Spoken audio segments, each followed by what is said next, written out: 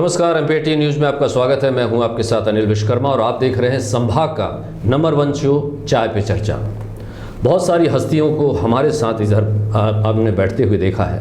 आज हमारे साथ जो हैं, पेशे से कहना चाहिए तो बाल काटने वाले हैं, पर इन्होंने शहडोल के इतिहास में, संभाग के इतिहास में एक नया कदम रखा।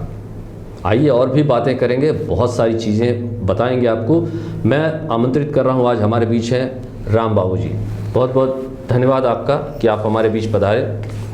और नमस्कार, मैं सबसे पहले आपके चैनल का बहुत बहुत स्वागत करता हूं कि जो आज इस क्षेत्र में लोगों को एक नई जानकारी हमारे और आपके बीच में जो चर्चा होगी, उसमें सौंदर्य से संबंधित, सौंदर्य से जुड़े हुए लोग, महिला और पुरुष सभी को एक नए आयाम मिलेंगे बिल्कुल सीखने के, और ये बहुत अच्छी बात है। मैं आपको दर्शकों को ये बता दूं कि राम बाबू जी ब्यूटी एंड हेयर एक्सपर्ट हैं जी, और पैराडाइज ब्यूटी पार्लर, जो कि सभी लोग जानते हैं, काफ़ी पुराना है। यानी कि सबसे पहला अगर शहडोल में कहा जाए तो आप ही ने डाला था।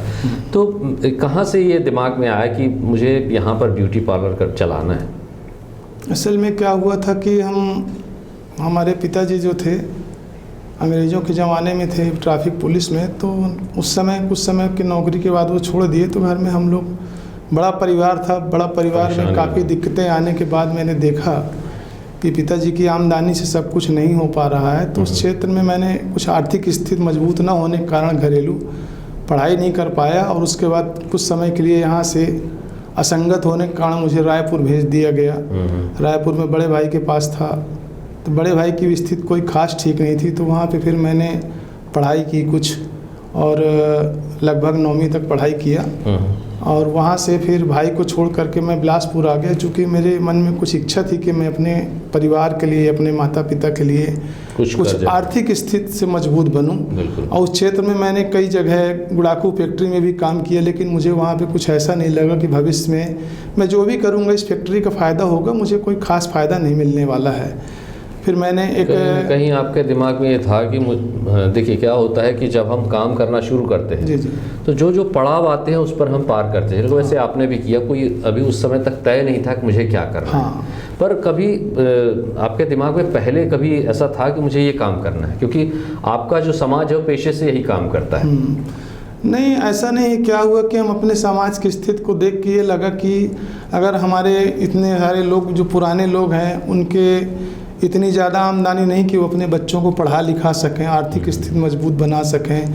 नौकरी के क्षेत्र में, शिक्षा के क्षेत्र में आज भी जो है हमारा समाज काफ़ी पिछड़ा हुआ है। शिक्षा को ज़्यादा महत्व नहीं देते, और कम समय पे ही परिस्थिति खराब होने के कारण जो है लोग बच्चों को धंधे पे उतार देते हैं। लेकिन नतीजा होता है कि आज के इस महंगाई के परिवेश में जो है धंधे में इतनी अच्छी आय नहीं बची है कि अपने परिवार को और आर्थिक स्थिति पे मजबूत किया जाए, पढ़ाया लिखाया जाए, और हम आर्थिक स्थिति से मजबूत बने।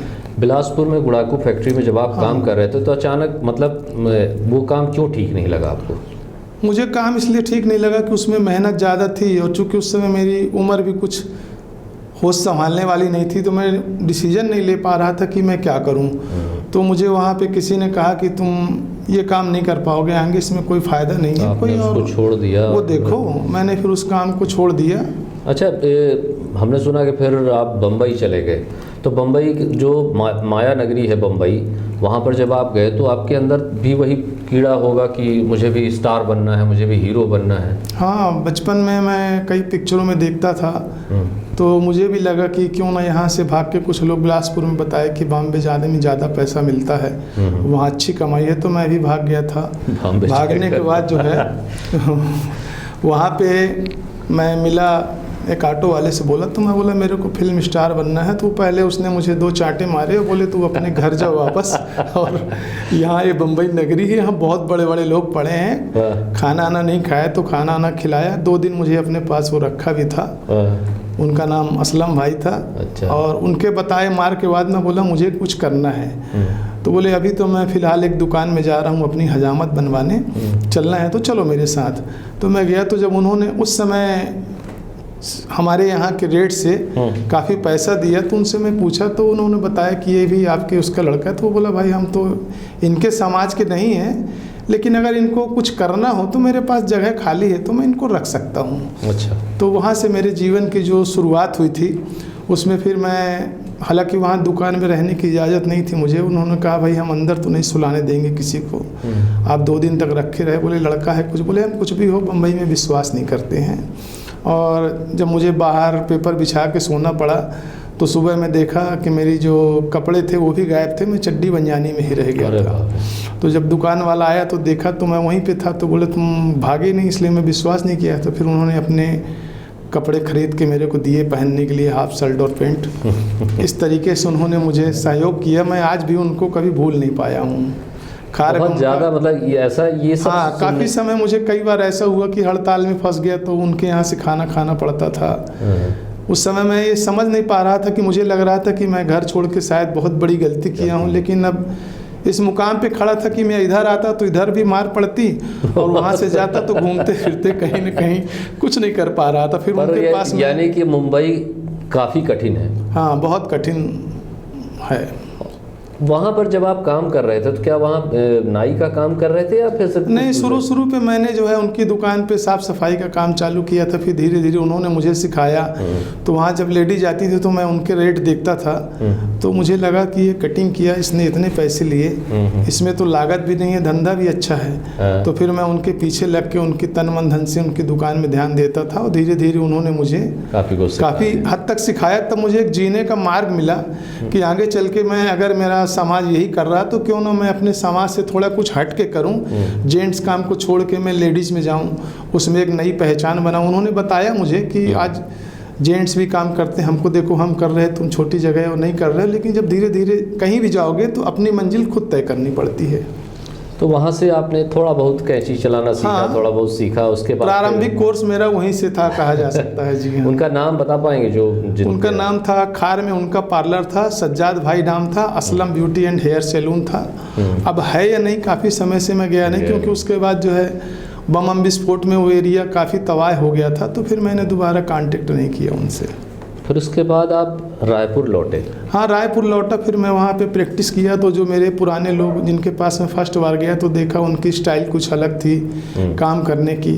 कभी कोई कस्टमर कंप्लेन करे, कोई कुछ करे, तो मैं भी वहाँ से सीखा। जो वहाँ किया तो उसमें भी मुझे भी लगा कि काफ़ी कम अभी मेरे में कुछ भी नहीं है, क्योंकि जो इनका तरीका है, जैसे अपन पहली क्लास से पढ़ते हैं आबा सादा, तो उस चीज़ का हमको ज्ञान नहीं था, क्योंकि जो बेसिक कोर्स था वहाँ कोई नहीं बताता। कोर्स करना और बात होती है और पार्लर में जॉब करना और बात होती है, दोनों अलग अलग हैं। वहाँ पर आप काम करते रहे और काम करने के बाद फिर मुझे वहाँ, हाँ, शहडोल एक शादी में आए हुए थे, तो यहाँ पे लोग बाग बोले ब्यूटी पार्लर कहाँ है, ब्यूटी पार्लर क्या है। उस समय शहडोल में ब्यूटी पार्लर था ही नहीं। अच्छा। हम लोग काफ़ी खोजे, तो हमारे कुछ लोग साथी थे तो बोले तुम तो बॉम्बे रायपुर में काम करे हो तो यहाँ क्यों नहीं आ जाते। तो मैं बोला यहाँ मैं आ सकता हूँ, ये तो मेरा पुराना स्थान है, लेकिन मैं जब शहडोल से गया था तो मेरा शहडोल लौटने का इरादा नहीं था। लेकिन उसकी परिस्थिति को मैं आया तो यहाँ पे काफ़ी समय तक भटकता रहा, देखता रहा कि माहौल है कि नहीं।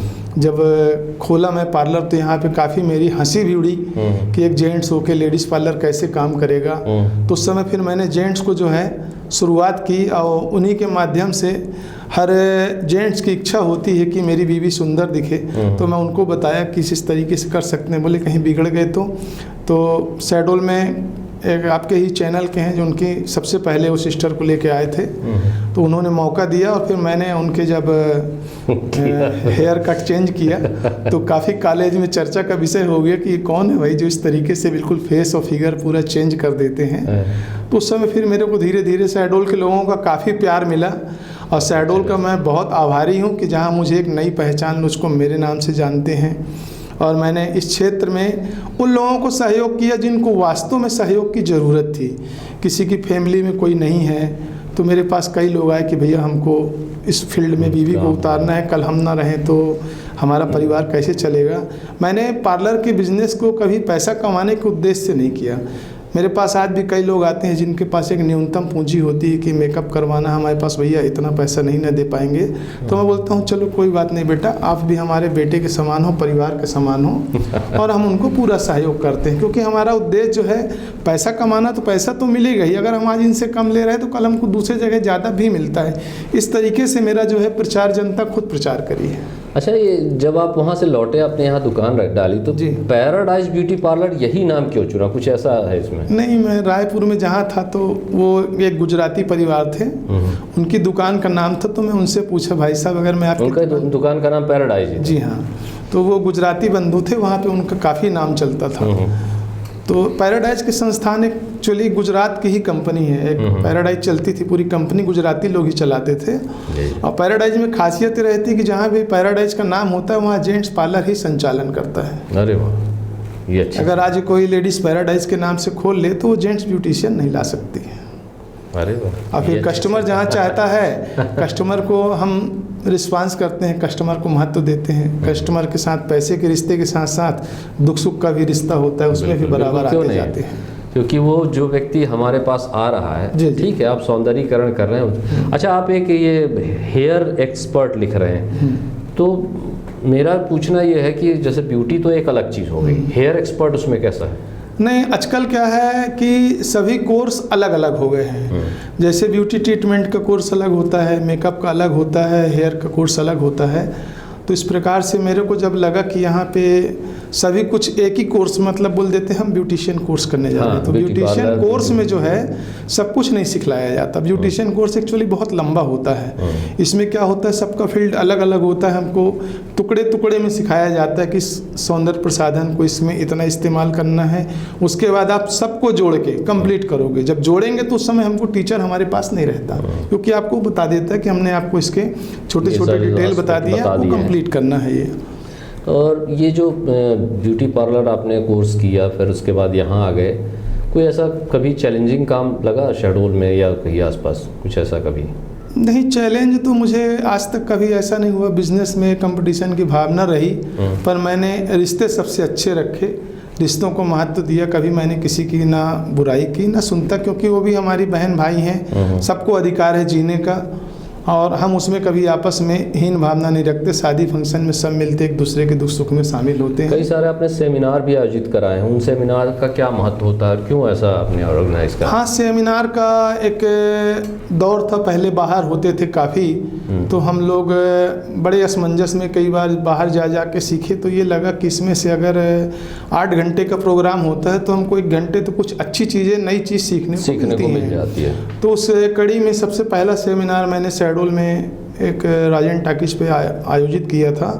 उसमें लगभग करीब 200 लोग आए थे। तो मुझे बहुत अच्छा लगा था कि उस प्रोग्राम का आयोजक भी मैं था और काम स्टेज पे खड़े होने वाला भी मैं था। तो मुझे काफ़ी लोगों ने सराहा। उस समय फिर हम लोगों ने फर्स्ट बार में फिर यहाँ पे कई इंटरनेशनल ब्यूटिशियन को यहाँ पे बुलाया। लगभग हम लोग करीब 20 सेमिनार कर चुका हूँ मैं। कोई ऐसा संस्मरण आपके दिमाग में हो कि जब कभी ऐसे सेमिनार हो रहे हों या कोई ऐसे प्रोग्राम कर रहे हों, उस समय आपके साथ कोई ऐसे भावुक पल आए हों, या फिर कोई ऐसे संस्मरण आपके यहाँ जो आपको झकझोर दिया हो? हाँ, अभी करीब 2 साल पहले एक सेमिनार था हमारा शहडोल में ही। उसमें एक महिला की दैनिक स्थिति खराब थी, वो पेट से 8वें महीने में थी और उसको चक्कर आ गया था। तो बाद में मेरे को जब पता चला कि चक्कर आ गया तो मैं बोला, मैडम आपको ऐसी कंडीशन में नहीं आना था। तो बोले, भैया हमारी स्थिति इतनी मजबूत नहीं है। वो मैहर से आई थी, मुझे आज भी वो घटना याद है। तो 1-2 लोगों ने मेरे ऊपर काफ़ी आक्रोशित हुए कि इस तरीके से आप प्रोग्राम करते हैं, व्यवस्था नहीं करते। तो मैं बोला, भाई हमको ये नहीं मालूम था कि इनकी ऐसी कंडीशन है और इनको बताना था। ऐसी कंडीशन में हम फ़ोन में भी बता देते हैं, कोई पूछता है हमको तो जानकारी दे देते हैं। ये एक उस समय मेरे को लगा कि वास्तव में महिलाओं को अपने परिवार की स्थिति मजबूत करने के लिए कितने संघर्ष करने पड़ते हैं। कि 8वें महीने उनको हॉस्पिटल में एडमिट करवाया।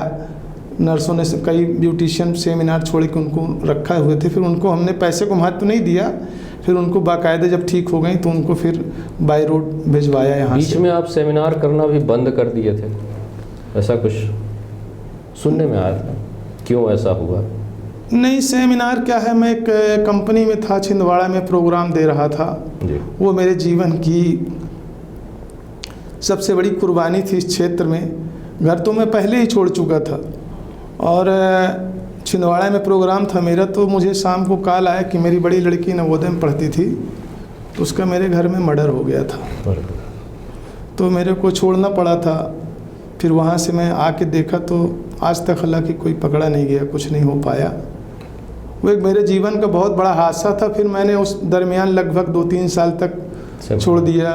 फिर ऐसे के कस्टमर का काम कर रहा था, तब फ़ोन आया कि मेकअप कर रहे थे तो फादर एक्सपायर हो गए। तो मैं बोला क्या करूं, तो मैं उनको बताया तो बोलती भैया आप जाओ, मैं आपके असिस्टेंट से मेकअप करा लूँगी। तो जीवन में कई बार हमको बहुत त्याग करना पड़ता है। कई बार स्थिति में लेडीज आती हैं कि भैया हम अभी 1 महीने पहले सीजर हुआ है, फिर हम सेमिनार में हैं, तो उनके लिए हम लोग चेयर में अलग से इंतज़ाम करा देते हैं कि चलो आप आए हो तो कम से कम जो भी आप आए हो पैसा खर्च करके आए हो तो हमसे सीख के जाओ आप। हमारा उद्देश्य ये रहता है। अच्छा, एक चीज़ ये भी है कि शादियों में हम लोग भी देखते हैं कि सामने वाली लड़की है, मतलब ये कहा जाता है कि ब्यूटी पार्लर वाले जो है हमारे साथ छलावा करते हैं। एक लड़का है, उसकी शादी हो रही है और एक लड़की, उसकी शादी हो रही है, तो लड़की जब आपके पास आती है वो बड़ी अजीब सी कंडीशन में काली है और मतलब बोलना नहीं चाहिए ऐसा, और फिर आप उसको ऐसा बना देते हैं कि लड़का जब वो धुली हुई अवस्था में देखता है तो बहुत उसको नहीं, आजकल क्या हो गया है मेकअप इतना ज़्यादा हावी हो गया है। आजकल जैसे सब्जियों में हाईब्रिड सब्जी आने लगी है, ऐसे मेकअप में हाईब्रिड किस्म के मेकअप होने लगे हैं कि स्टेज के समय कुछ और दिखते। लेकिन आज भी मेरा मानना है, मेरा अपना 35-40 साल का अनुभव है कि जो अच्छी फैमिली के लोग हैं वो आज भी नेचुरल मेकअप पसंद करते हैं। हाँ, क्योंकि वो मेकअप एक अलग अच्छा, सबसे अच्छी बात रहती, कई फैमिली ऐसे हैं कि वो अपने सामाजिक पारिवारिक स्थिति में जयमाला के बाद जो है जयमाला करवाते हैं दुल्हन को, तत्काल वहाँ पे सीधे कहते हैं हमारी बहू है ये, हमने इनको मॉडलिंग कराने के लिए स्टेज पे नहीं बिठाया है।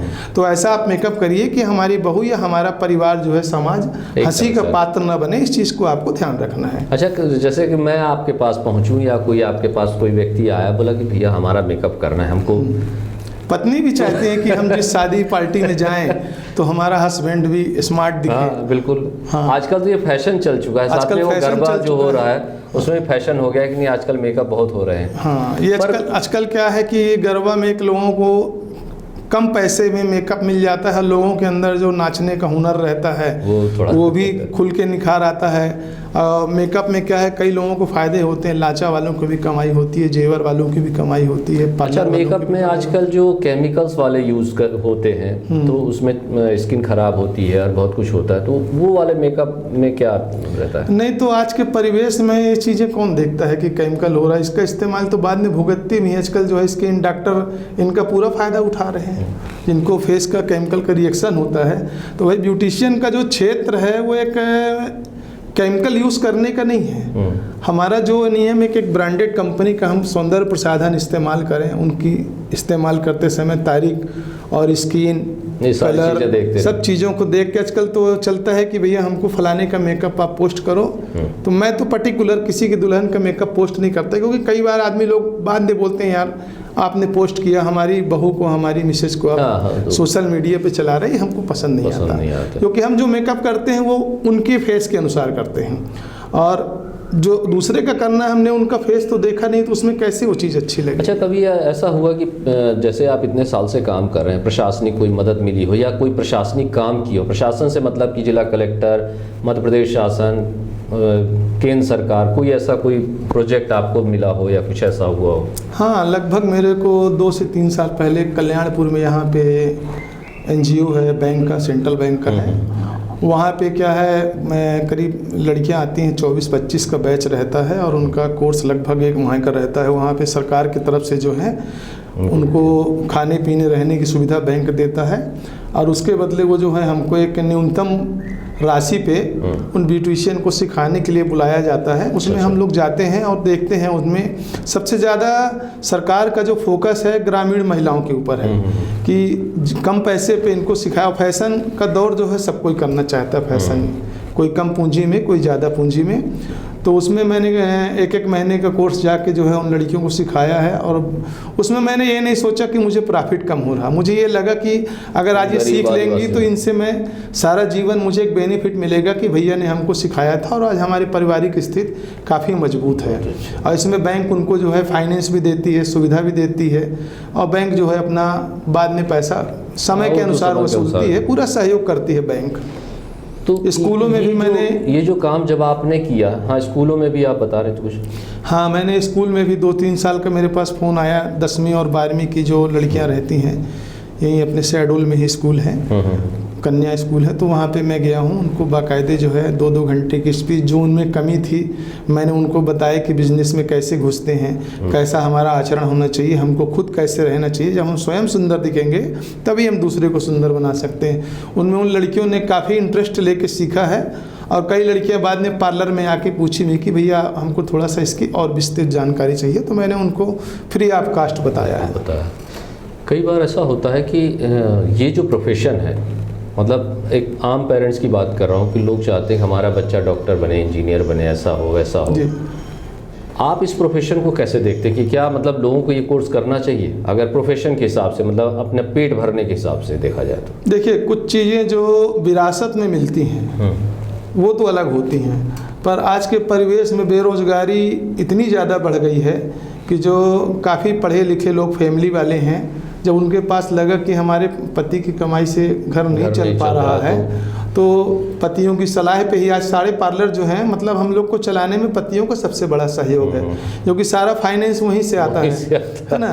तो पति ने भी, कई पतियों ने भी सहयोग किया अपनी बीवी को कि ठीक है चलो हमारे परिवार की स्थिति मजबूत करने के लिए कोर्स करा के जो है एक समय का और खोल लिए। उसमें काफ़ी अच्छे रिजल्ट भी आए हैं। कई पुरुष जो कुछ नहीं करते हैं, आज वो महिलाएं पूरा घर चला रही हैं। अच्छा, सबसे अच्छी बात यह कि इस क्षेत्र में जो है अभी तक जितने लोग हैं कम एजुकेटेड लोग हैं, लेकिन आज जो इस फील्ड में हैं अब वो अपने बच्चों को काफ़ी आगे पढ़ाने के प्रयास कर रहे हैं।